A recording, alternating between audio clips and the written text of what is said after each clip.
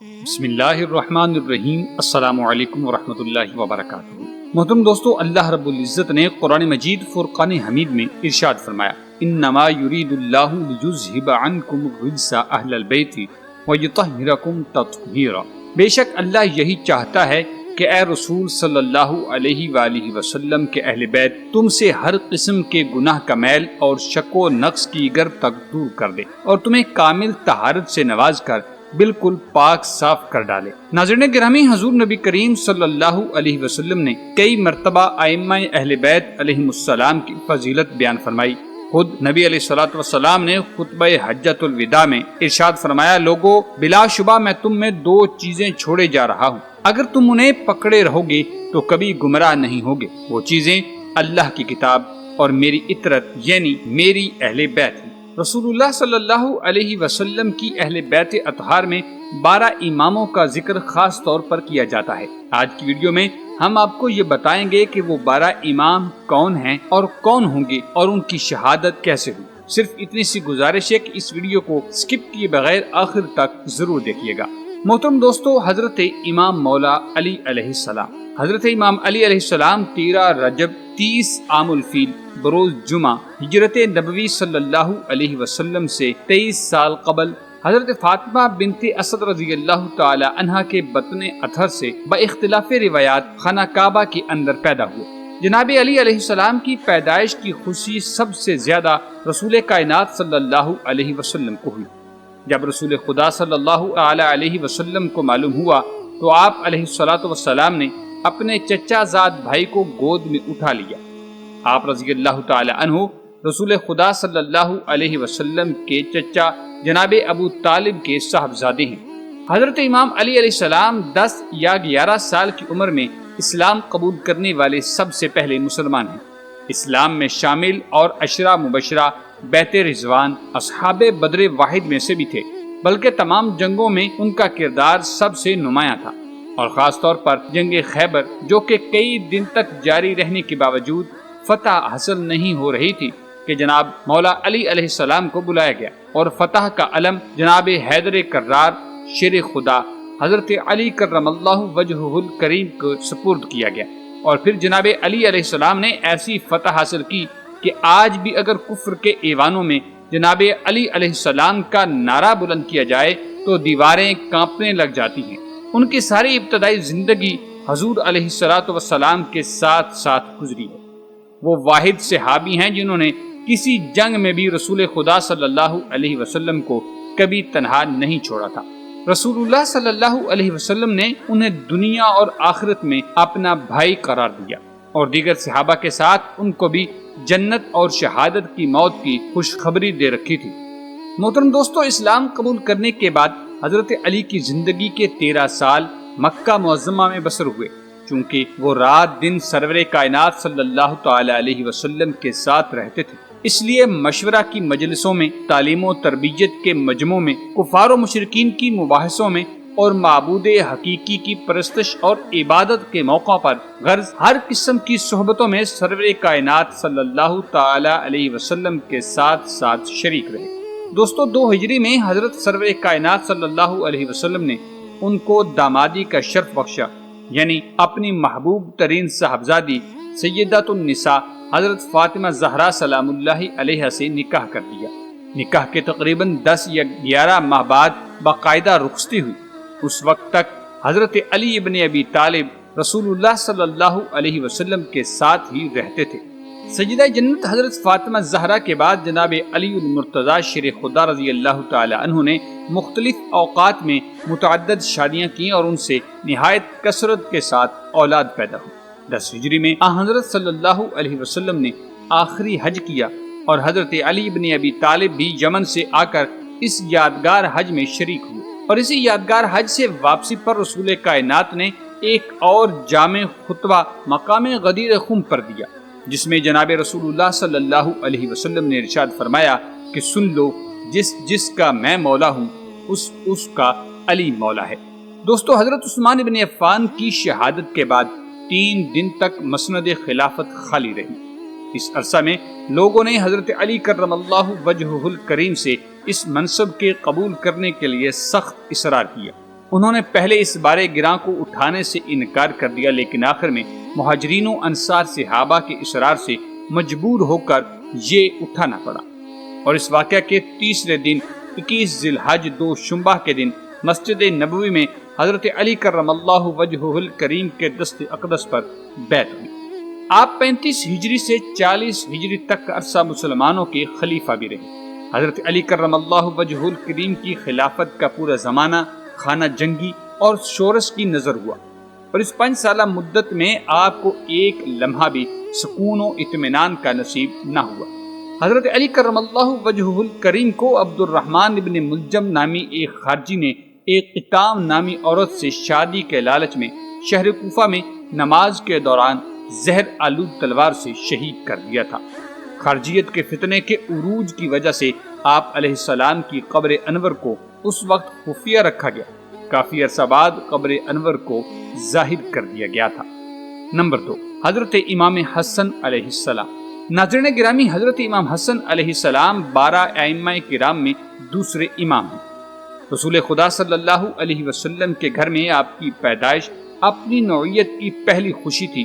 جب مکہ مکرمہ میں رسول اللہ صلی اللہ علیہ وسلم کے بیٹے یکے بعد دیگرے دنیا سے جاتے رہے تو مشرکین تانا دینے لگے اور آپ کو بڑا صدمہ پہنچا، اور آپ کی تسلی کے لیے قرآن مجید میں اللہ تبارک و تعالیٰ نے سورہ کوثر نازل فرمائی، جس میں آپ کو خوشخبری دی گئی تھی کہ خدا نے آپ کو کثرت اولاد عطا فرمائی ہے اور مقطوع النسل آپ نہیں بلکہ آپ کا دشمن ہوگا۔ آپ رضی اللہ تعالی عنہ کی ولادت سے پہلے حضرت ام الفضل رضی اللہ تعالی عنہا نے خواب دیکھا تھا کہ رسول خدا صلی اللہ علیہ وسلم کے جسم اطہر کا ایک ٹکڑا ان کے گھر آ گیا ہے۔ انہوں نے رسول خدا صلی اللہ علیہ وسلم سے تعبیر پوچھی تو آپ علیہ الصلوۃ والسلام نے فرمایا کہ ان قریب میری بیٹی فاطمہ کے بطن سے ایک بچہ پیدا ہوگا جس کی پرورش تم کرو گی۔ دوستو، آپ کی ولادت ہجرت کے تیسرے سال 17 رمضان مبارک کو مدینہ منورہ میں ہوئی تھی۔ حضرت صلی اللہ تعالی علیہ وسلم کو ولادت باسعادت کی خبر ہوئی تو حضرت فاطمہ کے گھر تشریف لائے اور فرمایا میرے بچے کو مجھے دکھاؤ، اس کا کیا نام رکھا ہے؟ عرض کیا گیا یا رسول اللہ صلی اللہ علیہ وسلم اس کا نام حرب رکھا ہے۔ تو نبی علیہ الصلوۃ والسلام نے فرمایا نہیں، اس کا نام حسن ہے۔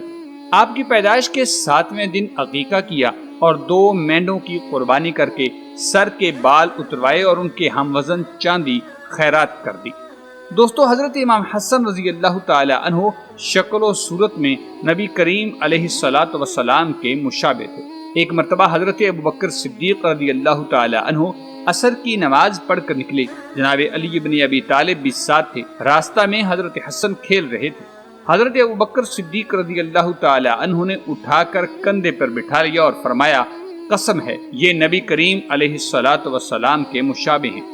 دوستو، حضرت امام حسن رضی اللہ تعالی عنہ کو تقریباً 8 برس اپنے نانا رسول خدا صلی اللہ علیہ وسلم کے سایہ عاطفت میں رہنے کا موقع نصیب ہوا۔ آپ علیہ السلام نے اپنی حیات مبارکہ میں 25 حج پیدل چل کر ادا کیے تھے۔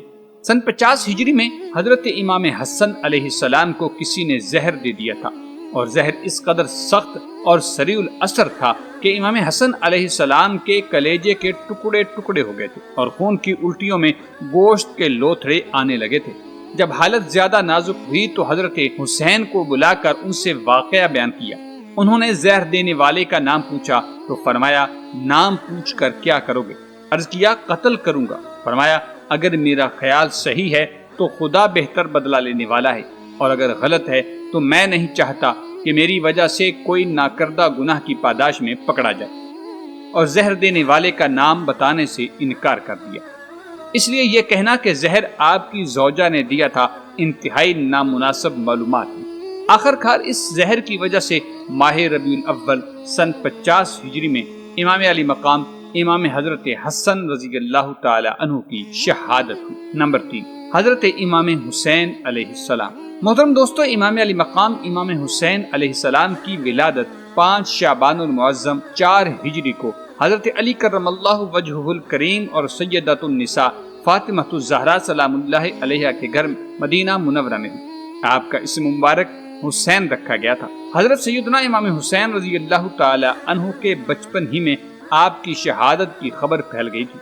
چنانچہ ایک مرتبہ حضرت سیدنا جبریل امین علیہ السلام رسول کریم صلی اللہ علیہ وسلم کی بارگاہ میں حاضر تھے کہ امام حسین رضی اللہ تعالی عنہ بھی حاضر بارگاہ ہوئے، تو آپ علیہ الصلوۃ والسلام کی مبارک گود میں بیٹھ کے جبریل امین علیہ السلام نے عرض کی، آپ کی امت آپ کے اس بیٹے کو شہید کر دے گی۔ دوستو، جبریل امین علیہ السلام نے بارگاہ رسالت میں مقام شہادت کا نام بتا کر مقام شہادت کی مٹی بھی پیش کی تھی۔ دوستو، امام حسین رضی اللہ تعالی عنہ کی ایک خاص فضیلت یہ بھی ہے کہ رسول خدا صلی اللہ علیہ وسلم نے اپنے لخت جگر حضرت ابراہیم علیہ السلام کو ان پر قربان فرمایا تھا۔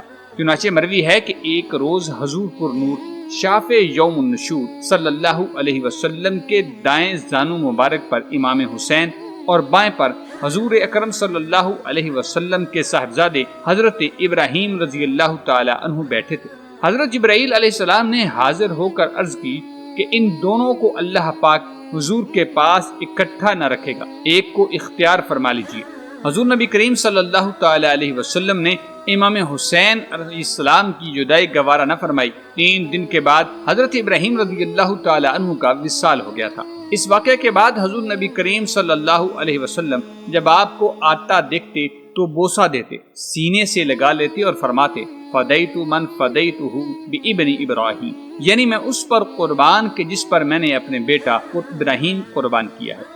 دوستو، رسول خدا صلی اللہ علیہ وسلم نے ایک مرتبہ ارشاد فرمایا تھا کہ میرے یہ دونوں بیٹے امام حسن اور حسین علیہ السلام جنتی جوانوں کے سردار ہیں۔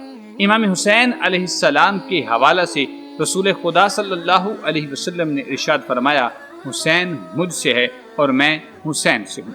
سیدنا امام حسین رضی اللہ تعالی عنہ اور آپ کے خاندان اور رفقا کو بھوک اور پیاس کی حالت میں 10 محرم الحرام کو میدان کربلا کی تپتی ریت پر نہایت بے رحمی کے ساتھ شہید کر دیا گیا۔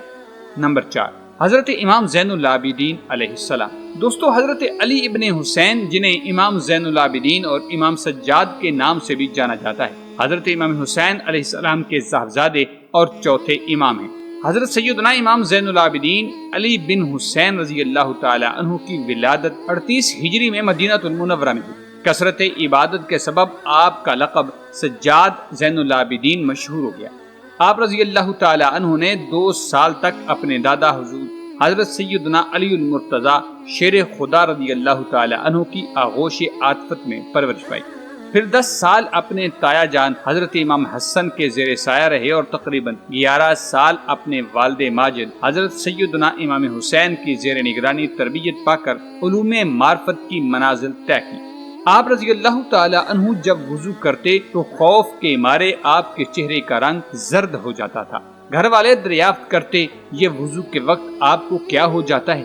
تو فرماتے، تمہیں معلوم ہے کہ میں کس کے سامنے کھڑا ہونے کا ارادہ کر رہا ہوں۔ زین العابدین اپنے زمانے کے بہت ہی جلیل القدر عالی مرتبت بزرگوں میں سے تھے۔ لوگ ان کی بہت زیادہ عزت و تکریم کیا کرتے تھے۔ مشہور واقعہ ہے کہ حشام بن عبد الملک اپنے زمانہ خلافت سے قبل ایک دفعہ حج کے لیے گئے۔ بیت اللہ شریف کے طواف کے دوران حجر اسود کا استلام کرنے کا ارادہ کیا، لیکن رش کی وجہ سے نہ کر پائے۔ اتنے میں حضرت علی بن حسین المعروف امام زین العابدین تشریف لائے۔ ایک چادر اور تہمت باندھے ہوئے، انتہائی خوبصورت چہرے والے، بہترین خوشبو والے، ان کی آنکھوں کے درمیان سجدے کا نشان تھا۔ طواف شروع کیا اور جب حجر اسود کے قریب پہنچے تو لوگ ان کی ہیبت اور جلالت شان کی وجہ سے پیچھے ہٹنے لگے اور آپ نے اطمینان کے ساتھ استلام کیا۔ حشام بن عبد الملک کو جب یہ بات اچھی نہ لگی اور اہل شام میں سے کسی نے کہا کہ یہ کون ہے جس کی ہیبت اور جلال نے لوگوں کو پیچھے ہٹنے پر مجبور کیا؟ حشام نے کہا کہ میں نہیں جانتا کہ یہ مسافر کون ہے۔ قریب کھڑے شاعر فرزدق نے کہا میں جانتا ہوں۔ شاعر فرزدق نے زین العابدین کی تعریف میں بہت سارے اشعار کہے کہ یہ وہ شخص ہیں جس کے چلنے کو بطحا، بیت اللہ، ہل اور حرم بھی جانتے ہیں۔ یہ حضرت فاطمہ کے فرزند ہیں۔ اگرچہ تم تجاہل سے کام لے رہے ہو، انہی کے دادا حضرت محمد مصطفیٰ صلی اللہ علیہ وسلم کے ذریعے انبیاء کا سلسلہ ختم کیا گیا ہے۔ محترم دوستو، حشام بن عبد الملک کو غصہ آیا، اس نے فرزدق کو قید کرنے کا حکم دیا۔ ان کو مکہ مدینہ کے درمیان میں اسفان نامی جگہ میں قید کر دیا گیا تھا۔ جناب امام زین العابدین کو پتہ چلا تو انہوں نے شاعر کے پاس 12,000 دینار بھیجے اور کہا، اے ابو فراس، اگر ہمارے پاس زیادہ ہوتے تو ہم وہ بھی بھجوا دیتے۔ فرزدق شاعر نے یہ کہہ کر رقم واپس کر ڈالی کہ اے رسول خدا کے فرزند، میں نے جو کہا اللہ اور اس کے رسول صلی اللہ علیہ وسلم کی خاطر کہا ہے، اور میں اس پر کچھ کمانا نہیں چاہتا۔ دوستو، واقعہ کربلا کے دوران آپ شدید بیمار تھے، جس کی وجہ سے آپ اس جنگ میں حصہ نہ لے سکے۔ آپ علیہ السلام کو اسیران کربلا کے ساتھ دمشق لے جایا گیا۔ امام سجاد، امام زین العابدین نے اپنی بقیہ زندگی مدینہ منورہ میں گزار دی۔ امام سجاد واقعہ کربلا کے بعد 34 سال قید کی حالت میں رہے، اور اس دوران آپ نے شہدائے کربلا کی یاد تازہ رکھنے کی ہر ممکن کوشش کی۔ پانی پیتے وقت والد کو یاد کرتے تھے، امام حسین علیہ السلام کے مصائب پر گریہ کرتے اور آنسو بہاتے رہتے۔ ایک روایت کے ضمن میں ہے کہ امام جعفر صادق سے منقول ہے کہ امام سجاد تقریباً 40 سال تک اپنے والد کے لیے گریہ کرتے رہے، جبکہ دنوں کو روزہ رکھتے اور راتوں کو نماز اور عبادت میں مصروف رہتے تھے۔ افطار کے وقت جب آپ کا خادم کھانا اور پانی لا کر عرض کرتا کہ جناب کچھ کھائیں اور کچھ نوش فرما لیں، تو آپ فرمایا کرتے، فرزند رسول صلی اللہ علیہ وسلم بھوکے مارے گئے، فرزند رسول پیاسے مارے گئے، اور یہی بات مسلسل دہراتے رہتے اور گریہ کرتے رہتے تھے، حتیٰ کہ آپ کے اشک آپ کے آب و غذا میں گھل مل جاتے تھے۔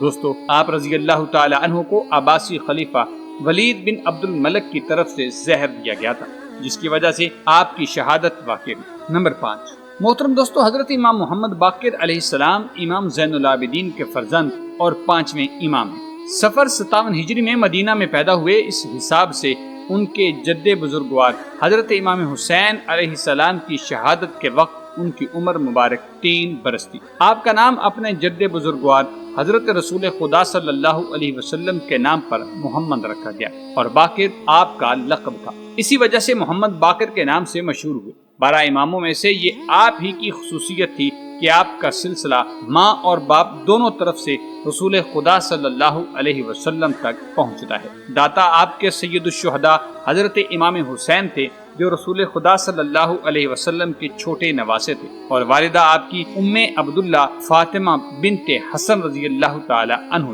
جو رسول خدا صلی اللہ علیہ وسلم کے بڑے نواسے کی بیٹی تھی۔ آپ علیہ السلام اپنے عہد کے نامور فقیہ اور محدث تھے۔ مشہور روایات کے مطابق حضرت امام محمد باقر علیہ السلام کو کلمہ حق کہنے کی پاداش میں عباسی خلیفہ ہشام بن عبد الملک نے زہر دلوا کر شہید کروا دیا تھا۔ نمبر 6، حضرت امام جعفر صادق علیہ السلام۔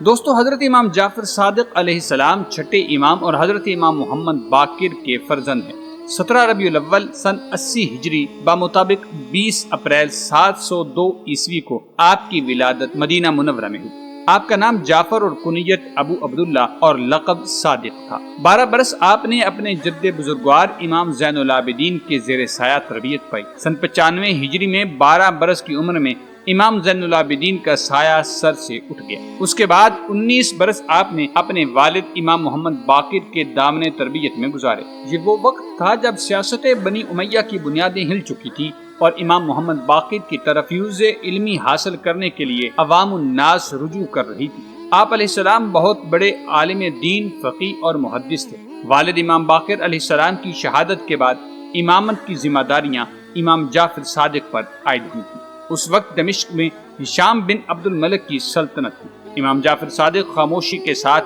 علوم اہل بیت کی اشاعت میں مصروف رہے، اور اس کا نتیجہ یہ تھا کہ لوگ بھی بحیثیت امامت علمی عظمت کو مانتے ہوئے آپ کے حلقہ درس میں داخل ہونے کو فخر سمجھتے تھے۔ امام اعظم ابو حنیفہ اور امام مالک کا شمار امام جعفر صادق علیہ السلام کے شاگردوں میں ہوتا ہے۔ محترم دوستو، ایسی مصروف زندگی رکھنے والے انسان کو جاہ سلطنت حاصل کرنے کی فکروں سے کیا مطلب؟ مگر آپ سلطنت وقت کے لیے ایک مستقل خطرہ محسوس ہوتے تو آخر خاموش حربہ زہر کا اختیار کیا گیا، اور زہر آلود انگور حاکم مدینہ کے ذریعے سے آپ کی خدمت میں پیش کیے گئے، جن کے کھاتے ہی زہر کا اثر جسم میں سرایت کر گیا، اور 15 شوال 148 ہجری میں 56 سال کی عمر میں شہادت نصیب فرمائی۔ نمبر 7، حضرت امام موسیٰ کاظم علیہ السلام۔ ناظرین گرامی، حضرت امام موسیٰ کاظم علیہ السلام 8 صفر 128 ہجری میں مدینہ منورہ میں پیدا ہوئے۔ آپ کی عمر کے 20 برس اپنے والد بزرگوار امام جعفر صادق کے سایہ تربیت میں گزرے۔ امام موسیٰ کاظم نے بچپن اور جوانی کا کافی حصہ اس مقدس آغوش تعلیم میں گزارا، یہاں تک کہ تمام دنیا کے سامنے آپ کے کمالات و فضائل روشن ہو گئے، اور حضرت امام جعفر صادق نے آپ کو اپنا جانشین مقرر فرمایا تھا۔ اس وقت سلطنت عباسیہ کے تخت پر منصور دوانقی بادشاہ تھا۔ یہ وہی ظالم بادشاہ تھا جس کے ہاتھوں لا تعداد سادات مظالم کا نشانہ بن چکے تھے، تلوار کے گھاٹ اتار دیے گئے، دیواروں میں چنوا دیے گئے یا پھر قید کر دیے گئے تھے۔ خود امام جعفر صادق علیہ السلام کے خلاف طرح طرح کی سازشیں کی جا چکی تھی۔ حضرت امام موسیٰ کاظم علیہ السلام نے اپنی امامت کا کچھ عرصہ مدینہ میں گزارا اور بقیہ حصہ بغداد میں قید و بند کی صعوبتیں برداشت کرتے ہوئے بسر کیا۔ 25 رجب 183 ہجری میں 55 سال کی عمر میں حضرت امام موسیٰ کاظم علیہ السلام کی شہادت ہوئی۔ نمبر 8، حضرت امام علی رضا علیہ السلام۔ دوستو، حضرت امام علی رضا علیہ السلام کو ابو الحسن اور رضا کے نام سے پکارا جاتا ہے۔ ذیقعد 148 ہجری میں مدینہ منورہ میں ولادت ہوئی۔ آپ کی نشوونما اور تربیت اپنے والد بزرگوار حضرت امام موسیٰ کاظم علیہ السلام کے زیر سایہ ہوئی، اور اس مقدس ماحول میں بچپنا اور جوانی کی متعدد منزلیں طے ہوئیں اور 35 برس کی عمر پوری ہوئی۔ اگرچہ آخری چند سال اس مدت کے وہ تھے جب امام موسیٰ کاظم علیہ السلام عراق میں قید و ظلم کی سختیاں برداشت کر رہے تھے، مگر اس سے پہلے 82 یا 92 برس آپ کو برابر پدر بزرگوار کے ساتھ رہنے کا موقع ملا۔ حضرت امام علی رضا علیہ السلام عوام میں بے حد مقبول تھے۔ امام موسیٰ کاظم کو معلوم تھا کہ حکومت وقت آپ کو آزادی سے سانس لینے نہ دے گی، اور ایسے حالات پیش آ جائیں گے کہ آپ کے آخری عمر کے حصے میں اور دنیا کو چھوڑنے کے موقع پر دوستان اہل بیت علیہ السلام کا آپ سے ملنا غیر ممکن ہو جائے گا۔ اس لیے آپ نے انہیں آزادی کے دنوں اور سکون کے اوقات میں، جبکہ آپ مدینہ میں تھے، آپ نے اولاد علی علیہ السلام اور فاطمہ میں سے 17 آدمی جو ممتاز حیثیت رکھتے تھے جمع فرما کر اپنے فرزند علی رضا علیہ السلام کی وصیت اور جانشینی کا اعلان فرمایا، اور ایک وصیت نامہ تحریر بھی مکمل کیا جس پر مدینہ کے معززین میں سے 60 آدمیوں کی گواہی لکھی گئی تھی۔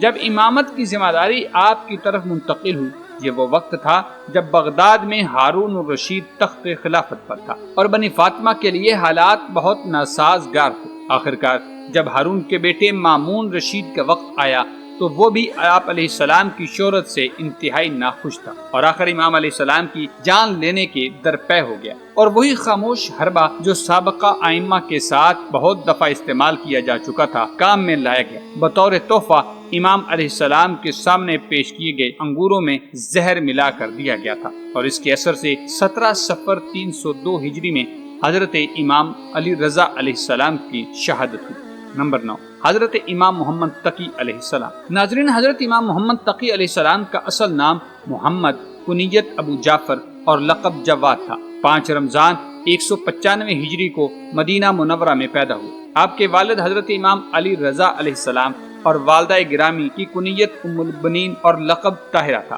نہایت عبادت گزار بی بی تھی جو نبی علیہ الصلوۃ والسلام کی زوجہ حضرت ماریہ قبطیہ رضی اللہ تعالی عنہا کی نسل سے تعلق رکھتی تھی۔ اس وقت بغداد کے دارالسلطنت میں ہارون الرشید کا بیٹا امین تخت حکومت پر تھا۔